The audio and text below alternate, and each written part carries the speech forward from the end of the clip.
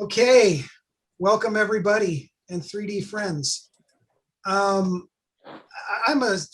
assuming here I don't need to share my screen yet. My guess is that most people understand what the stereo window is, and this is going to be a very basic presentation. The reason I'm doing this, and I got convinced to join the Instagram age about 7 or 8 months ago, and I started posting some of my photos on Instagram. It's an interesting format.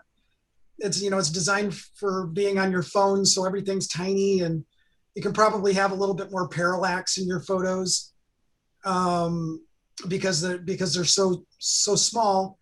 But one of the things that is a benefit is I discovered this whole new world of 3D photographers out there, and there's a lot, surprisingly a lot.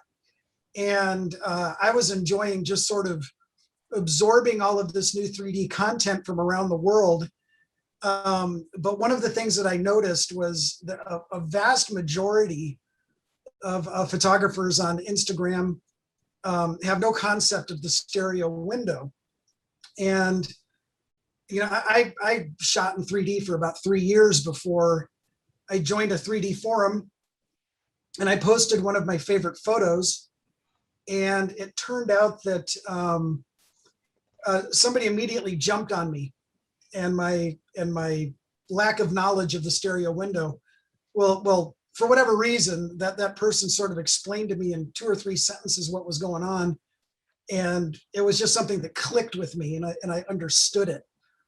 Of course, once I understood it, I looked back at 3 years of photos that I'd taken, and I'm like, I had to go back and like readjust all these photos. But this person pointed me to Stereo Photo Maker. And interestingly enough, I had been editing all of my photos in Photoshop, and I had Stereo Photo Maker on my computer. I had found it at some point and downloaded it, and I had just never used it. Didn't understand what it was, and I just had it. But anyway, they're saying, get in there, do this, do that, and you can line everything up. So that's what I'm doing today. Is I'm just going to describe what the stereo window is, for anybody who doesn't understand what it is, and maybe try to make some sense out of it for you. It's kind of like riding a bike. It's once you understand it, once you see it, once it makes sense to you, you'll always see it. You'll always be aware of it. And I think the goal more than anything is to present a comfortable viewing experience for the people you're sharing your 3D photos with. That's the big one. I would hear people for years, walking out of the theater with all the 3D movies several years ago, and I would sit in some of them, and the window violations would just be horrible. And people would be walking out of the theater, 3D gives me a headache, and I'm sitting there and I go, I know exactly why they've got a headache. And it's because of a complete and total lack of control of the 3D window, and just assuming that the audience wants everything sitting in their lap. And that's just not the case. So I'm going to start out with a simple visual aid here. Am I in speaker view where everybody can see me on their screen? I'm not just like a little chip, right? Okay. Because all I'm seeing is you right now, Steve. So you're spotlighted, I'm pretty sure. So I went out and I bought this cheap picture frame. And I want you to imagine this is your stereo window. Your stereo window is the edges of your photos. Let me share a picture with you here real quick. So if you imagine that the edges of your photo are solid, that they're unbreakable, and you don't even have to have a border. It's just the extreme edges of all of your photos. That's your zero parallax. That's sort of your, if you lived in a 2-dimensional space, and there was glass in this frame, and you're looking into a window, this right here, this flat area is zero parallax. And you can have things that are behind the window, like I am right now, or everything that's behind your window, it's what's known as positive parallax. And everything that's in front of your window, sticking through your window, is negative parallax. What's known as positive parallax. And everything that's in front of the window is what's known as zero parallax. And I will point something out, or everything that's in front of the window is negative parallax. The biggest thing I'm going to point out here is that you notice that when somebody's staring at something that's floating out in front of the window, they're crossing their eyes.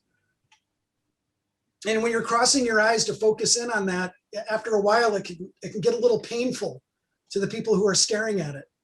I don't want to step away from the kitschiness of having things floating out in front of the window. It's one of the cool aspects of 3D. It's what makes 3D fun. But if you haven't framed your photo to have something sticking out of it, you know, most of the time everything's going to be behind that window, and that's completely fine. So here's the rule, and if this doesn't make make sense to anyone, please raise your hand. Please say something, because the rest of the conversation just sort of falls apart if you don't understand this basic concept. And that is that anything can stick through the window as long as it's contained within the window. You can't have things sticking through the window that are on the edges of the frame. If you have something sticking through the window and it's touching the edges of your photo, and particularly on the sides, which we'll discuss in a little bit, if anything is sticking through your photo and it's on the sides or it's on the bottom and it's sticking through the frame, you've just created a window violation. And the best way I can describe it is if you're, I don't know, if you're staring at your hand with one eye, if you hold out your hand in front of your eye and you stare at your hand, but then say, look past your hand and look at the wall or look at something in the distance, your hand sort of becomes semi-transparent. And the reason for this is because your brain is trying to sort out what it's looking at and what it's focusing on. And the same is true of a window violation. If you have something sticking out of the picture and it's touching the edges of the frame, the same thing is happening to the visual center in your brain. Your brain is trying to sort out what it should be looking at. And when it can't decide what it's looking at, you get sort of this ghosting effect. And if you look at this too much and too long, or you have things sticking too far out of the window, when you stare at these photos, they hurt. They just hurt to look at. And it hurts more on a personal level if you're a good 3D photographer and understand the concept, because you're looking at it going, wow, it would have been so easy for this person to fix this photo and make this look right. Is there anybody here in the room right now that's not grasping this basic concept of it can't stick through the window if it's touching the edges of the frame? Anybody? I'll open up the chat here for a second. Is there anybody that's not wrapping their brain around that concept? I don't see anybody commenting, so I'm assuming that everybody's understanding what I'm saying. Cool. All right. Maybe we should call on people. But I just wanted to, so usually when you're looking at it, people going to need anaglyph glasses, or? Yes, I want everybody to have anaglyph glasses available. So if you don't have anaglyph glasses sitting in front of you, everybody should grab some anaglyph glasses. Yeah, we'll give people a little time to get their anaglyph glasses. And a weird little aside I've noticed over the years, these little paper glasses tend to work better than the nice ones you go out and pay for online. I don't know why, they just look better to me. Yeah, it's because a piece of film is made to a specification. When you mix up a big vat of plastic and put coloring resin in it, it's much more difficult to control that. Thank you for letting us know that, Steve. I've always kind of wondered why that is. So I always prefer the cheap ones, even though they're not comfortable to wear. Yeah. All right, so I'm going to go ahead and I'm going to assume everybody's got their 3D glasses. And I'm going to show everybody an example here. I'm in Stereo Photo Maker. And I'm also going to show everybody that the tips and the way that I do this is the same thing in Stereoid Pro. So if you're strictly taking photos on your phone and you're working in Stereoid Pro, these same concepts are going to work. And there's really only a couple of concepts that I use. So the first thing I'm going to do is I'm going to open up a left and a right photo. This is a photo that I took several years ago, and I'm looking down at a fire hydrant. And this photo was specifically composed to have that negative parallax to pop out of the screen, but it's not in that state right now. The first, and I've got my feet in the photo and everything, and I've got this photo open. The first thing I'm going to do, and this is Stereo Photo Maker, is I'm going to hit Alt A.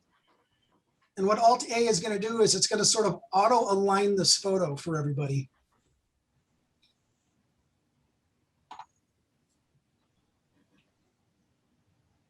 As you can see, these are the adjustments that it made.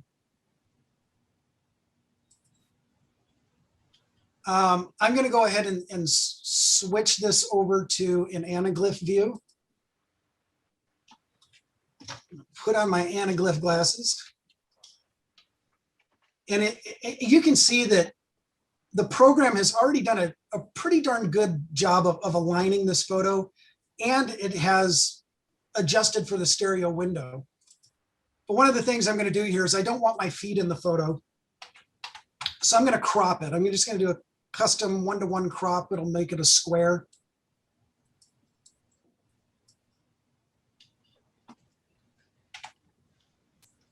And as you can see, that thing is sticking out of the photo. I want everybody to sort of pay attention to the, take off your glasses for a second. I want you to look at the rocks. And you're going to see this slight red fringing around the edges of the rocks. That means that it's sitting somewhere outside of zero parallax. It's either sitting behind it, or it's sitting behind the window, or it's sitting in front of the window. If we put on our glasses, we're going to see that those rocks are sitting behind the window. And now I'm going to use my right and left arrow keys, and this is what's going to adjust your window. So I'm going to pull out by pushing my keys to the right, and as you can see, now that window is sort of right there where the top of the fire hydrant is. And if you take off your glasses, you'll see that the top of the fire hydrant, where those little chips and the paint are and everything, they're almost perfectly lined up with each other. And when they're perfect, you can just do this visual check in anaglyph and sort of set your window just by looking at features in the photo and lining them up. So in this particular case, if I've just lined up those chips there, I know that the top of that thing is sitting, the top of that fire hydrant is sitting at zero parallax. If I put on my glasses, boy, everything is pushed way deep back into the window into positive parallax land. If I push my left arrows keys, I'm starting to push this thing out of the screen. And I can keep pushing and pushing and pushing. And I hit this point where it's like, boy, that window is right down at the rocks. And again, if you're to take off your glasses, you're going to see that fringing now is pretty much just gone from the rocks. You can't even really see it. But you put on your glasses and you can see dimension to those rocks. But what I'm going to do now is I'm going to over adjust it, and I'm just going to keep moving to the left. And now what I've done here, if you look around the edges of the photo, and particularly on the right side and the left side of the photo, it's now kind of painful to look at. And that's the thing about window violations. You can make them and you can cause them to happen, but they don't really need to be there. I think one of the biggest mistakes that people make is that they just want to have everything in 3D sort of laying in people's laps. And it doesn't need to be there, all in the quest to have that something popping out of the screen. So if I was presenting this particular photo to someone, and I want to go as kitschy as possible and have as much pop out of the photo as possible, I'm going to go ahead and I'm going to frame that window just about right there, and that's the way I'm going to save it. It looks good. It's really super 3D, and it's sticking out of the screen. So the rule is the rule is this. I'm going to. It's okay to have things sticking through the screen. It's okay, and it looks good. That's sticking right out. And it's okay to do that just as long as you're not touching the edges of the photo with things that are sticking through the frame. And are there any questions from anyone? Pop it into the chat if you have any questions, because I'm. Am I on? I turned the audio on. One thing you can do is put your finger out in front of the screen, not touch the image, but move your finger back and forth, and your brain can tell you how far out of the screen it is. Yeah, that's kind of a cool little thing, for sure. Let me show you everybody my second technique. So I just wanted to add a comment for people who maybe aren't quite grasping the idea of the window violation. When you have a window violation, the nature of the conflict is it looks like it should be in front of the window frame, but it's cut off by the window frame because you don't have any image outside of the window. So that's what creates the visual conflict. All right. Yeah. That's another great way of putting it. I'm gonna go ahead and share. I'm gonna go ahead and share this photo. And this is actually the photo that got me back in trouble back in 2009. If you're to look at this one as a straight anaglyph, you've got this massive window violation across the bottom of the photo. And you've also got a window violation on the left and the right side of the screen. And this is after auto adjusting the photo. And, you know, as a newbie 3D photographer, I thought this was so cool. You know, here's my son, he's sticking out of the window. Boy, this sand looks like it's dropping in my lap. You know, I really thought that this looked really cool. But the more and more you stare at a photo like this, the more painful it gets to look at it. So again, what I did with this photo, what I ended up doing was I just sort of decided how far out I wanted that photo to stick, and then I cropped around it. Let me see here. I kind of went, okay, well, this is about right here is where everything is. And so I kind of went like this, and even then I've still got a little bit of a window violation here at the bottom. And so I can kind of just adjust it and put everything back. And you're still getting a great 3D effect here. You're getting this, you know, you're still getting the sand coming at you. You're still getting a lot of depth with the kid, and you're, you know, and his arms sticking there a little bit, and the person behind him, and the trees in the background. I mean, there's still a lot of depth going on here, and it's still a really good photo. But I'm going to show you guys a little trick that, and it's probably the one I use the most, but I'm going to share a different photo with you.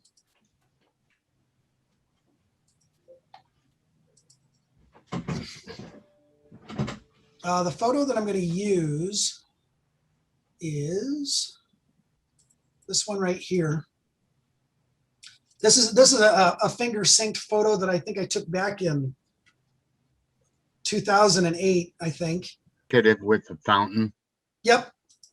Okay, so this was another photo that I had taken, and this one gets a little more technically weird, but I wanted to do this because the objects in the foreground are definable. I mean, they're like right there in your face. And the object that's closest is this little planter lamp right here. And what I'm going to do is, this is my favorite way to adjust for the stereo window. And that is when you're in Stereo Photo Maker, that is hit F4. And this puts you into an interlaced mode. You don't have to have an interlaced monitor. I mean, I do have an interlaced monitor, so I can put this on my left side monitor and see it in 3D. But even if you don't have an interlaced monitor, it's no big deal. The reason that I'll use it is because I'll spot whatever's the closest object, and I will just use those same keys, and I'll start sliding it over and lining it up. And this works just sort of that same way that anaglyph window works. As you can see along the edge here, this is going to be my object that's closest if I line that up and it just sort of lands perfect, I can tell you that at this point, everything is behind the window. Let me crop this really quick.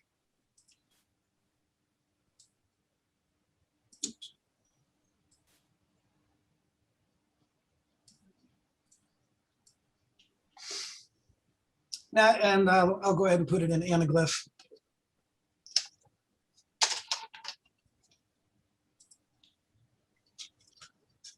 Now, if you look at this, you're going to see that everything is behind the window. There are some other issues that are going on with this particular photo that have to do with parallax. But again, I think that the point of today's lesson would be more just understanding, how to set your window. So what I'm going to do here, though, on this particular photo, and I'm going to show you how, for whatever reason, when you do window violations on the right side and the left side of your photo, it tends to be a little bit more painful than when the violations are at the bottom of the photo. So in this case, all I'm going to do is I'm going to adjust my window back to where that fountain is. And I'm looking at the right side of my screen, and I'm going to sort of stop at the edge of the fountain. And now that lantern is sort of sticking out, and it's now in negative parallax land. The reason that it's not bugging your eyes so much is because it's in the middle of the frame and it's not touching the edges of the frame. So a lot of times you can sort of get away with having something sticking out in front of the window if it's touching the bottom edge. But I will tell you that if it comprises the entire bottom edge, then it's going to look really messy.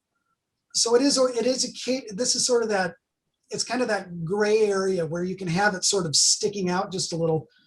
There are some parallax issues, like I said, with this photo, and by actually making this particular adjustment to this particular photo, it makes it much easier to look at than had I shoved everything back behind the window. Can I make a compositional comment? Yeah, go ahead.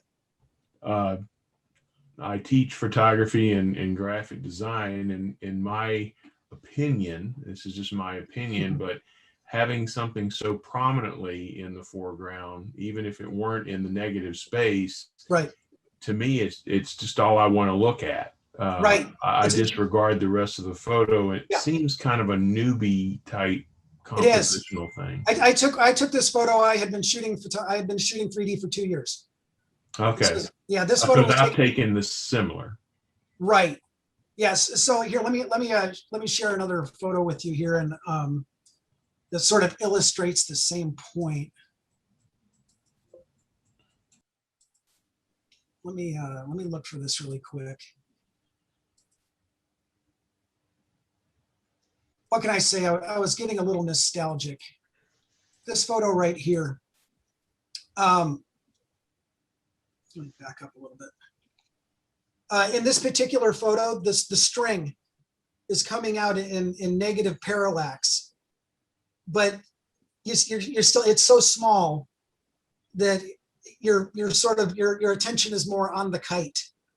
But I went ahead and on this particular photo, and I made that concession so that I could have the kite sticking out. As you can see, the kite sticking out of the window. If you were to take off your glasses, you're going to see that flat plane is kind of like right up in here. This is sort of where I'm hitting that zero parallax, and then everything else is sort of jumping out of the picture. And I knew, as you can see right here, here's the string here and the string here. I knew that I was going to get a window violation out of this. But again, it's so small, it's so tiny, you can get away with it. I think the colors in this in anaglyph form just drive your eyes crazy. Oh yeah. Yeah. Let me pop it over to Dubois. There we go. Say that, it's killing me. Yeah. But there you go. This is one of those photos where you're violating that window rule, but you're doing it at the bottom, and it's not something that's huge or distracting.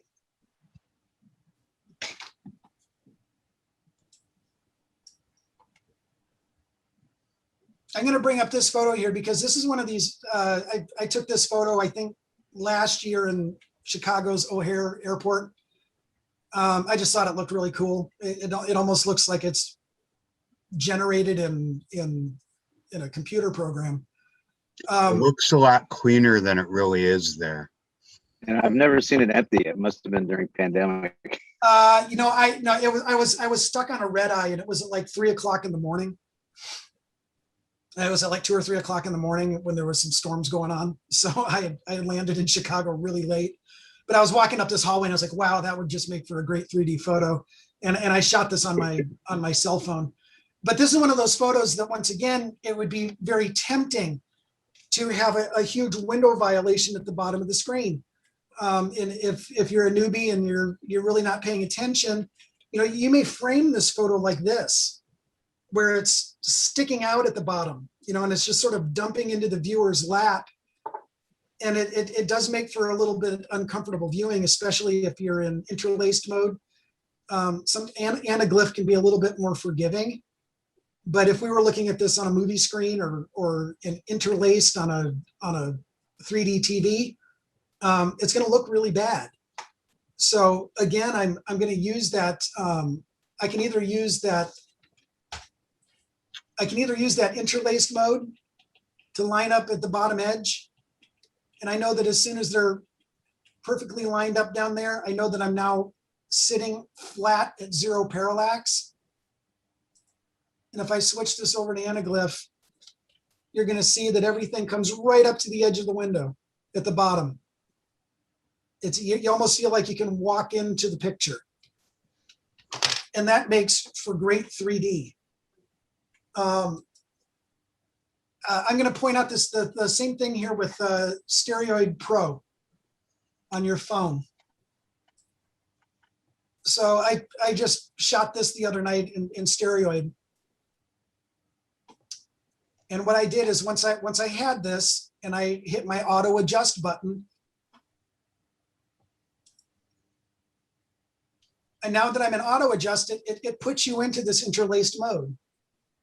And I had already decided that I wanted to crop my photo right here where this wood shelf is. And so all I'm doing is I'm lining up the wood grain. And once I've got that wood grain lined up, I know that the edge of that shelf is sitting right there at 0 parallax. And when I'm done, I've got this perfectly composed 3D photo. So the concept works in Stereoid Pro. It works in Stereo Photo Maker. Again, you know, Stereo Photo Maker, you can use the anaglyph to line things up, visually line things up, or in both programs, you can use the interlaced mode to line things up. Yeah, for those who don't know, i3D Stereoid Pro is kind of a version of 3D Stereo Photo Maker, but for the iPhone. He also has one for the Android. The Android one's actually even a little better. This is the Android version. Oh, okay. Yeah. So and it's a neat little program. It's a little more, you know, I mean, you really have to sort of play around with it to learn how it works. But again, this is the program that I think most people are using when they're posting to Instagram, as I think most people are using this particular program. There's one other thing you can do, and we'll talk about it really quick here, and that is adding frames. Let me separate this out. You can put frames on your photos, and a lot of times when you're working with a frame, it even helps you define the edges of your photo even better. And you don't even necessarily have to use a frame, but you can use that frame temporarily for helping you spot your edges of your photo. So let me go back and open up our good old trusty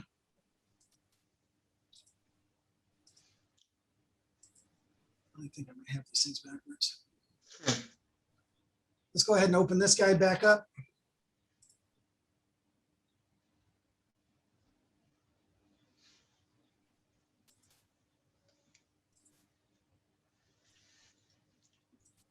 go ahead and crop it.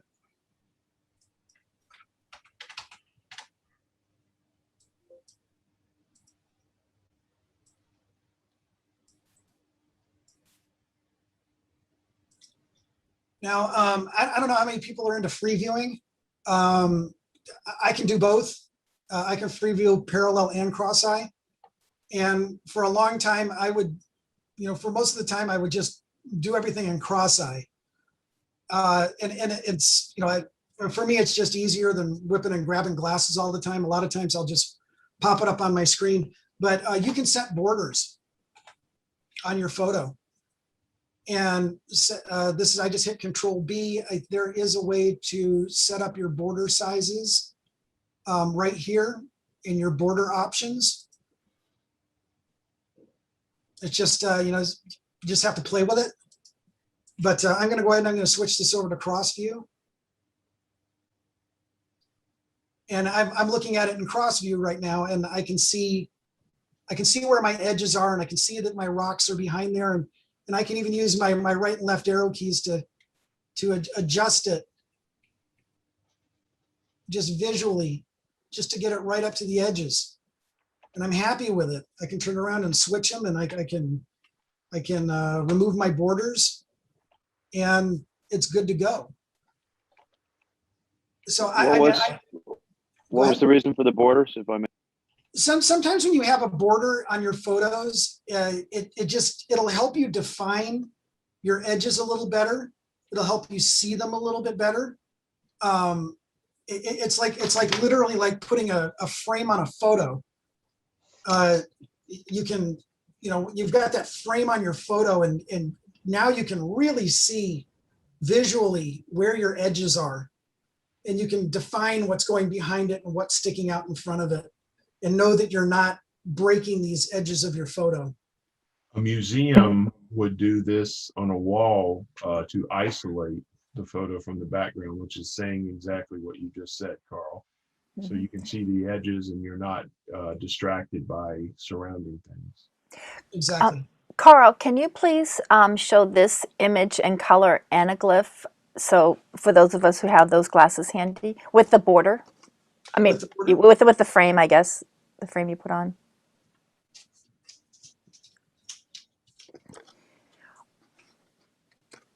And you can see by just having that contrasting border, how much easier it is to really, really see your edges.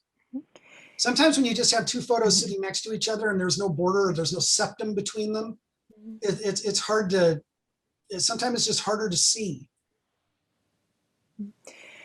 Carl, one of the things we did at work for the films we created, and Phil McNally authored this for DreamWorks, which was having a floating window where the left edge could be different than the right edge.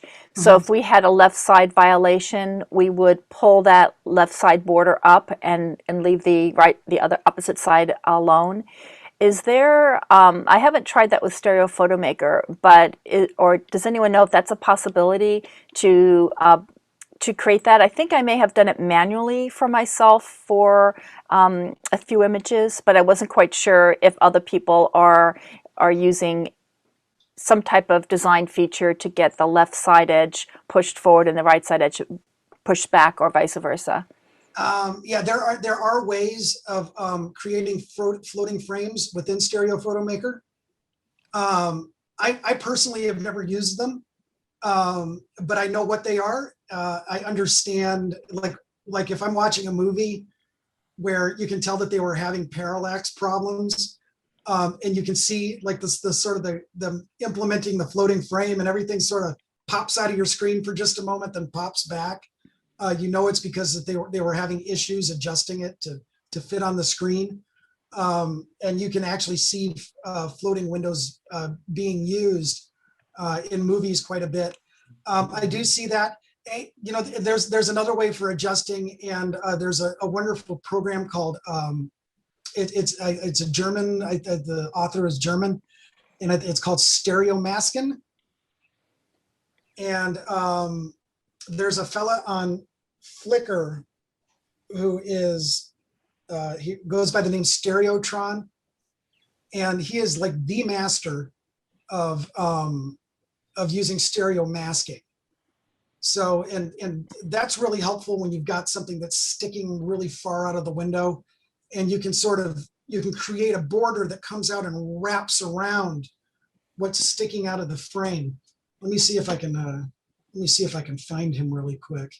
You know, so there are ways of doing it. I was trying to this morning, more than anything, was just to sort of cover the basics of like what the stereo window is and why it's important to be aware of it and to adjust for it. I think as soon as you start getting into floating frames, start getting into stereo masks, you know, you're sort of heading into like more advanced territory. I think in the past, I think I've only ever used a stereo mask one time, and it was just sort of for the fun of it. Let me see here if I can share my screen. Let me bring over my. The floating frames score. And you can see, like when I post here on Flickr, I generally only post in cross view, and I'll occasionally do an anaglyph, but I put borders on all of my photos. I have that septum and that border so that when people are looking at it, that they're getting just like a really clean view with really clean edges. It's just sort of I don't know, it's just sort of a thing of mine. I have to go, boy, I was going to show you guys an example here, but it's probably posted in cross view. Let me see if I can find it real quick. Could I just butt in for a second? Hello? Yeah, go ahead. Oh, yeah.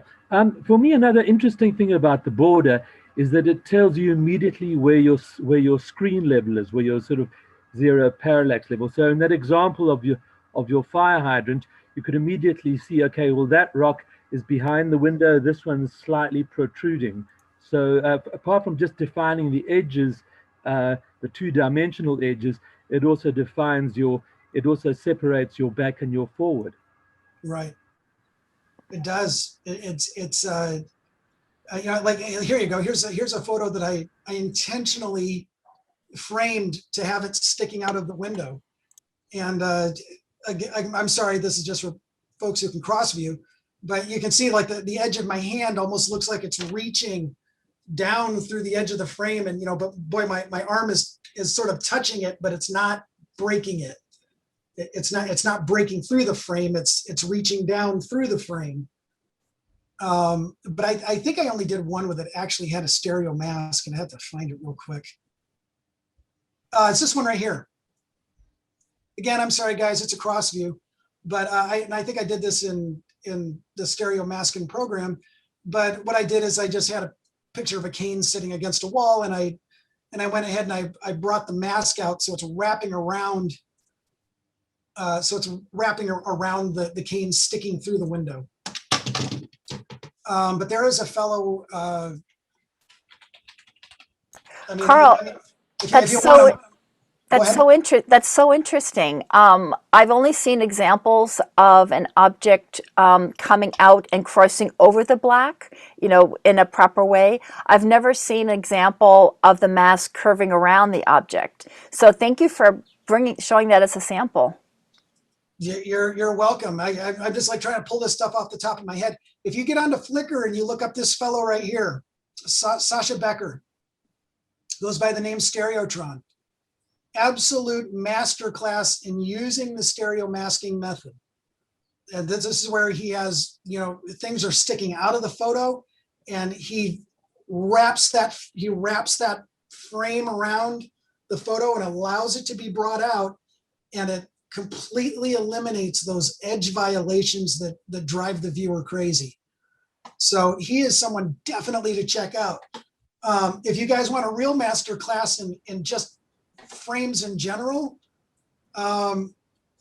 Gordon's logo for the 2021 3D Con. This photo here is an absolute masterclass in using stereo framing, or in using the stereo window and understanding it and using it to your advantage. Let me pull it up in Let me pull that up in Stereo Photo Maker real quick.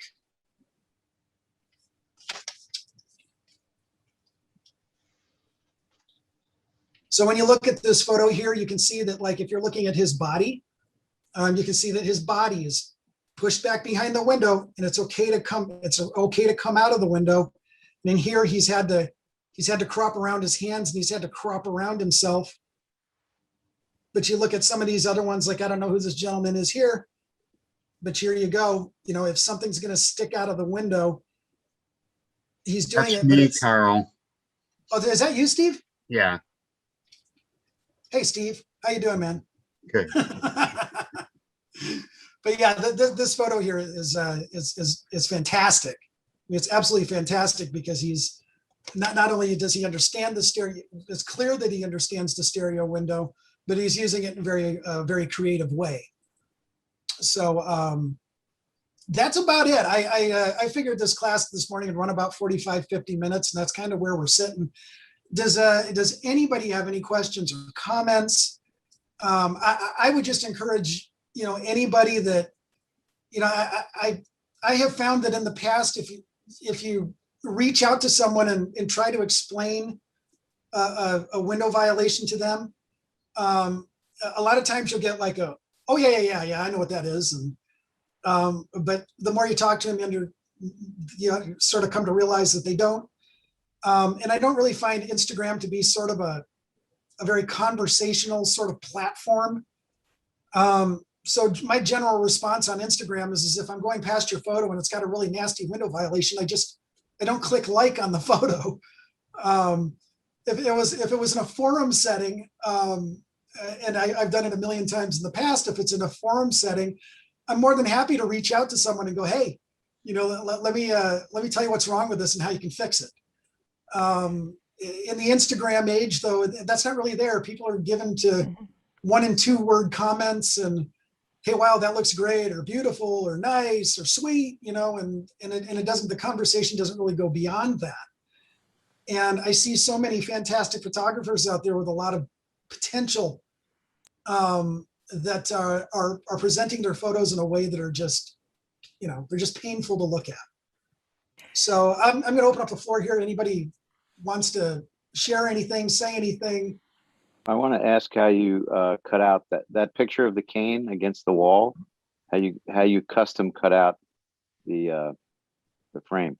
It's a freeware program, and it's called Stereo Maskin, STEREO MASKEN. There's an English version of it and a German version of it. And The link is in the chat. And there is a wonderful, let me see if I can pull it up on the old YouTube here. From what I recall,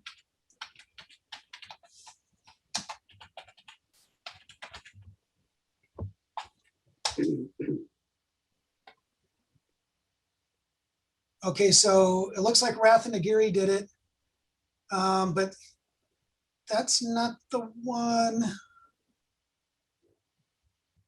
These ones here that are posted by, she's changed her name, the Cross-Eyed Beauties. But she has 3 lessons: depth in frames, curves in frames, and she's got another one. But these are really in-depth looks at how to use the Stereo Maskin program. And you're like looking at your screen and you're literally visually moving your mask around and switching it up and stretching things back behind and into the positive parallax, and stretching things out into negative parallax, and wrapping your frames around the photo. I tend to be a very traditional photographer, so I don't. I'm kind of, I'm a very angular sort of photographer. I'm always sort of framing my world in boxes and rectangles. But some people have the talent for it. And I tell you what, if you're the kind of person who loves to shoot hyper stereo photos, boy, stereo masking will save your life. It'll save your photos. I try not to get too hyper in my photos. But somebody like Sasha Becker that I was pointing out on Flickr, his photos are very, very hyper stereo. And he saves them by using this stereo masking, and you almost feel like you're looking into a little miniature diorama of these beautiful cityscapes and landscapes. And sometimes I just like to leave the masters to the masters. So, but at any rate, those are some great things to check out. And again, the stereo masking is a freeware program to anyone. And if you've got, I guess if you've got a few nights, sit around, mess around with it, then go for it. I mean, give it a swing. It's certainly, man, I've seen some stuff done in stereo masking just blow your mind. So anything else? Anybody want to add anything? Can I add something? Bob here. Sure.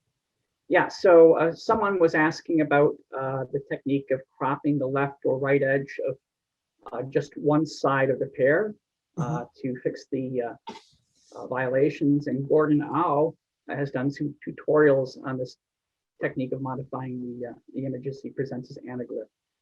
As you say, so you might want to check his website. I don't remember the site offhand, but he has some very nice tutorials. And his name is Gordon Au, Gordon. Last name Au is AU. Yes, well, someone had a picture up a little bit ago with him out of the window from the 3D con. That's Gordon. Yeah, A very talented trumpeter. Yes. Yeah, we just snagged him for the LA 3D Club. So he's joining our competitions now and giving us, some of us old timers, a run for our money.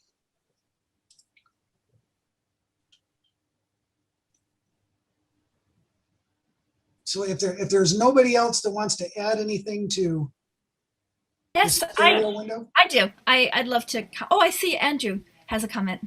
Oh, you can go ahead. I just thought maybe another seminar to have would be about how to select stuff to allow it to go off the frame. Yeah, that's a good idea. Maybe we can get Terry. There's a whole art in that. Yeah, Terry used to do that. I can't think of her last name. You got to cut it out. You cut out the detail. Yeah. And that there's a whole art to that in Photoshop. So. Yeah, I think we can definitely have some more advanced classes here in the near future. It would be really nice. I'm listening to this in the UK, and this is 6 o'clock at night, so this is really convenient. And thank you for making this an open session. I really appreciate that. Don't forget we have our. Oh, I'm sorry. We have our meetings third Thursday of the month. Those are free as well. So same location. Thank you. That's 7 p.m. Go ahead. Who was talking? It was me. I just wanted to add one observation, something that I've often explained to people who were new to 3D. For instance, at The Simpsons, we were doing a 3D theatrical short, and the director had never done anything 3D before. He wanted to know on the first day, how can he possibly plan shots and explain how he wants the 3D to work if he doesn't understand any of the terminology, or in this case, he had no knowledge of what the stereo window was. And my explanation to him was, rather than thinking of it as a frame, think of it as a proscenium stage. On a stage, you have the wings, and actors can go behind the wings, but they can't go in front of the wings on the stage. So things can be as far back on the stage or right up to the foot of the stage, but they can never go in front of the wings of the stage. And then that stage has a runway that extends right off the front and right down to the eyes of the one person sitting in the audience. You never have to have anything ever go down that runway, but it's there if you want to use it. Fantastic. Great way to describe it. the director right off said, wait a minute. So if I just think of this as like a stage play, I can describe anything in a 3D image. I said, yeah. And he said, this is going to go great. And that's how we worked out framing. Perfect. We could have done this meeting in 3 minutes just with that. So that's awesome. Great way to describe it. And Carl, I think that gets into my comment. I wanted to just really celebrate how you delivered this material. I love the image you showed at the beginning that showed, you know, the distance for behind the screen, at the screen, and before the screen. And I also thought your sample of the child in the sand and how you created that image and you were so happy about it, but you got constructive criticism from another person on how you could do it better, and that you were open to that. And then using that sample, and then the point I want to make is going in and recropping it to eliminate some of the image area made your image really stronger. And that kind of leans into the idea of being a stereophotographer, but then critiquing your work, not necessarily taking the whole image, but what is going to be the best part of the image that's going to make for the best stereo photograph. Because so often as stereophotographers, as we all embrace in this meeting, we want to use everything. But you showed how cropping part of that out made for a better photo. So I just wanted to accent on that, and thank you for bringing that example to this presentation. Thank you. It's I appreciate it. I like try to rack my brain, you know, from years and years of photography and go, geez, what would be a good example? But in particular, the fire hydrant photo I've always thought is this great photo for, you know, a good anaglyph example, where you can just, you know, by adjusting and watching it slide back in and out of the photo you know, sliding in and out of the stereo window is sort of a nice example. And I cropped my toes out of the photo because they just don't belong. But it definitely photo cropping is almost a separate topic. But boy, I tell you what, you know, sort of exploring your photo and just finding that perfect area of the photo to tell your story is a bit of a it's a bit of a, I don't know, kind of its own little artistic adventure, and trying to decide what's going to look best. So yeah, I appreciate it. You know, you just sit around and just rack your brain trying to say, geez, what's the best way I can describe this, you know? If you guys could all unmute yourselves and give Carl a hand. Yeah. A minute. Thank you. Thank you. Thank you. All of my guys in the UK, I'm a bit of an Anglophile, so my condolences on the loss of your Prince Philip. Thank you. Yeah, taken much too young. Yeah. Very useful presentation, Carl. Thank you. You are very welcome. You guys have a great day. Fantastic seeing everybody. Yep. Yeah. Another thing, the person I was thinking about who often goes outside the window and clips around it is Terry Wilson. So I'll try to contact her to see if she'll maybe put a part of a workshop on. That would be great. She's a fantastic stereographer.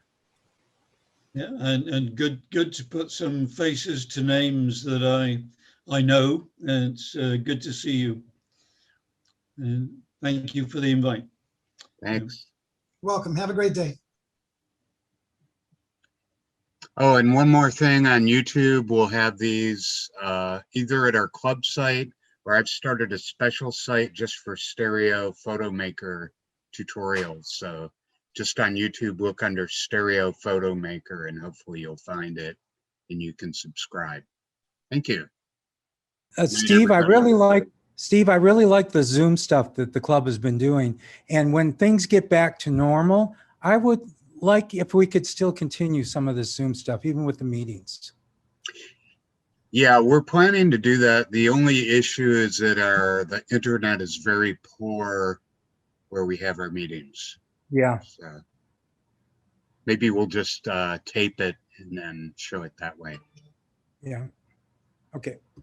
But we're going to discuss that in the next board meeting. Yeah. But I think he's just talking about just still continuing to do like separate Zoom sessions. Oh, that's a good idea. I like doing the board meetings this way. It saves a lot of driving. Yeah. Oh, hey, Okay. Diego, good to see you, Diego. I finally get to put a face with the name. All right. Right on. Take care, guys. Bye. Meeting will end in 5 seconds. Thank you.